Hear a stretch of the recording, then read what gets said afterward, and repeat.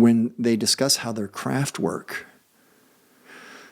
their spaceships, the UFOs, the flying saucers, and many other shapes, those are conscious living beings.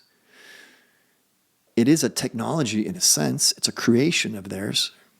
So they call it a technology. They also call our spirit realm a technology, which is an interesting discussion for another day.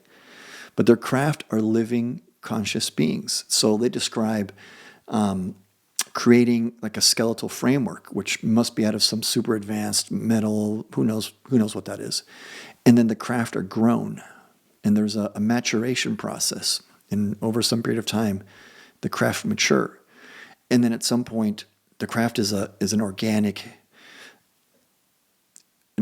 being. They describe it like a singular cell, like a biological cell. And their collective consciousness extends part of itself into the craft. And so the craft becomes conscious. And the way that they extend this consciousness is such that, they say if you were to extend your consciousness into the craft, you would be in distress because your consciousness is used to having arms and legs, and eyes and things like that.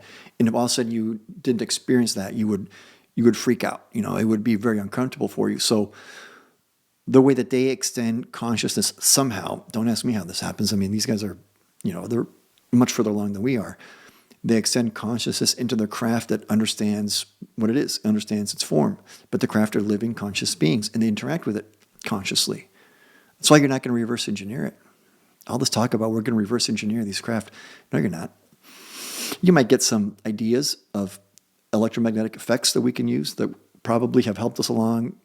We were already developing some of that technology ourselves, and maybe we got some pointers and saw some things they were doing. Okay, there's some things that we can learn. But you can't interact with the craft. Their craft